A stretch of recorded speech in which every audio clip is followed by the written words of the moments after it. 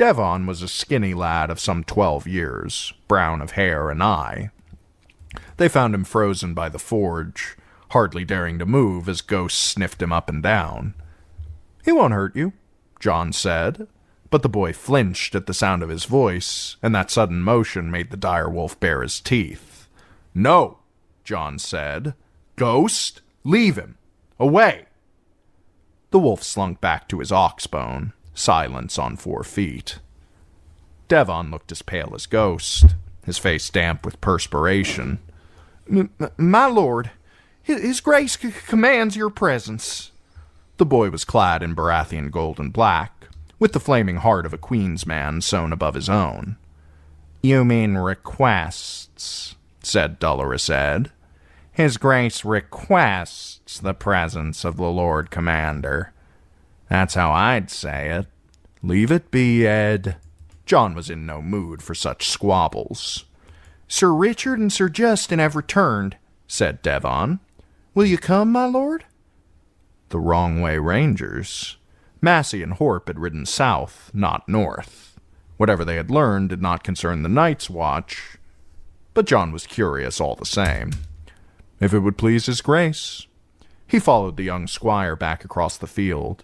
Ghost padded after them until John said, "No, stay." Instead, the direwolf ran off. In the king's tower, John was stripped of his weapons and admitted to the royal presence. The solar was hot and crowded. Stannis and his captains were gathered over the map of the north.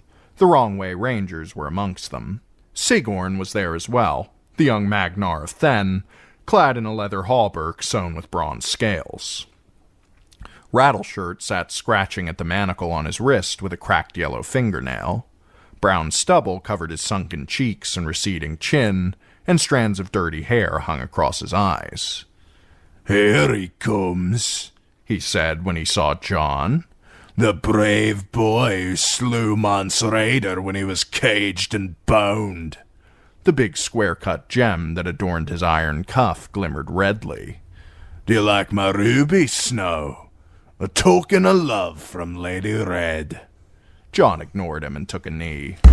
"Your grace," announced the Squire Devon, "I've brought Lord Snow." "I can see that. Lord Commander, you know my knights and captains, I believe." "I have that honor." He had made it a point to learn all he could of the men around the king. Queen's men, all. It struck John as odd that there were no king's men about the king, but that seemed to be the way of it. The king's men had incurred Stannis' ire on Dragonstone, if the talk John heard was true. "There is wine, or water boiled with lemons." "Thank you, but no." "As you wish."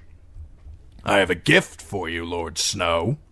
The king waved a hand at Rattleshirt. "Him."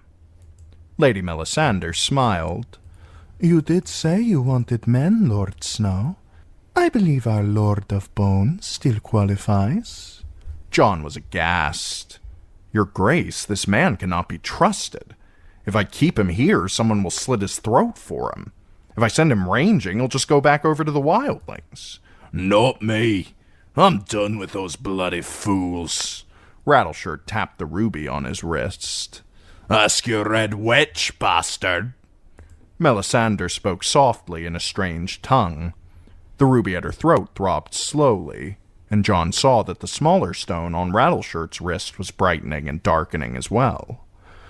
"So long as he wears the gem, he is bound to me, blood and soul," the Red Priestess said. "This man will serve you faithfully. The flames do not lie, Lord Snow." Perhaps not, John thought. But you do. "I'll range for you, bastard," Rattleshirt declared.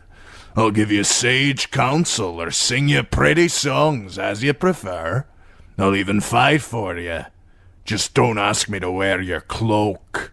You are not worthy of one, John thought, but he held his tongue. No good would come of squabbling before the king. King Stannis said, "Lord Snow, tell me of Moore's Amber." The Night's Watch takes no part, John thought, but another voice within him said, "Words are not swords."